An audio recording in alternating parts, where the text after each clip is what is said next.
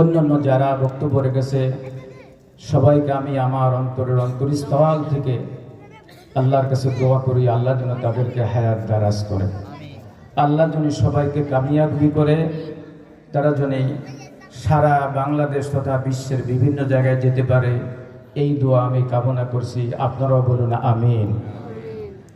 আজকের এই সবাই সামনে উপবিষ্ট আমার মুরব্বী কেরাম, পর্দার অন্তরালে মা ও বোনেরা, সবাইকে আবারও সালাম জানাই, আসসালামু আলাইকুম রহমতুল্লাহ। বক্তার শ্রোতা অনেক দূরত্ব হয়ে গেছে, এই জন্য একটা সমস্যা দেখা দিয়েছে। বক্তা যেখানে, শ্রোতা অনেক দূরে। যা হোক, যেটা হবার হয়ে গেছে। তা আপনারা কি এই মাহফিল ব্যয় কি বেজার না খুশি? কারা কারা খুশি আছেন একটা হাত উঁচা করে। নারায়ে তাকবীর, নারায়ে তাকবীর। আল কোরআনের আলো, আল হাদিসের আলো, নারায়ে তাকবীর। হাত নামান। আজকে সবাই আমার মনে হয় বেজার কেউ নাই। বেজার আছেন একজন, তিনি হচ্ছেন শয়তান। কি বলেন আপনারা? শয়তান ছাড়া কেউ কোনো বেজার নাই। আমরা সবাই খুশি জীবনের গুনাহ মাফ করানোর জন্য। জীবনের গুনাহ আমরা একেবারে ঝরে যাবে, সেই জন্য আমরা এক মাস মাহে রমজানের রোজা রেখেছিলাম।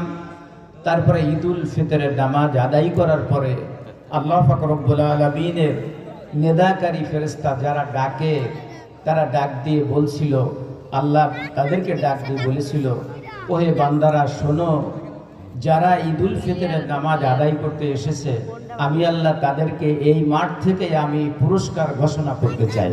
সুবহানাল্লাহ। তো সেই পুরস্কারটা ছিল হচ্ছে নামাজ শেষ করার সাথে সাথে আল্লাহ তার বান্দার জীবনের গুনাহকে মাফ করে দিয়েছেন। সুবহানাল্লাহ। তো নিষ্পাপ অবস্থায় আমরা আজকে এখানে হাজির হয়েছি। আমরা শেষ মোনাজাত না করে যাব না। যতক্ষণ থাকি কোরআন হাদিসের ভিতরে থাকব, যতক্ষণ থাকি আমরা ভালো জায়গায় থাকব, যতক্ষণ আমরা শুনবো কোরআন হাদিসের কথাই শুনবো। আল্লাহ যেন সেই তৌফিক সবাইকে দান করে, সবাই বলে আমিন। আমি শুরুতেই বলতে চাই যে 3 কিসমের মানুষ কখনো জান্নাতে যাবে না। কয় কিসমের মানুষ? 3 কিসমের মানুষ কখনো জান্নাতে যাবে না, আল্লাহ রাসূল বলেছেন। আর 3 ধরনের মানুষের প্রতি আল্লাহ শত্রু হয়ে দাঁড়াবেন কিয়ামতের মাঠে। কয় ধরনের? 3 ধরনের মানুষের প্রতি আল্লাহ শত্রু হবেন। আর 2 ধরনের মানুষ জাহান্নামী।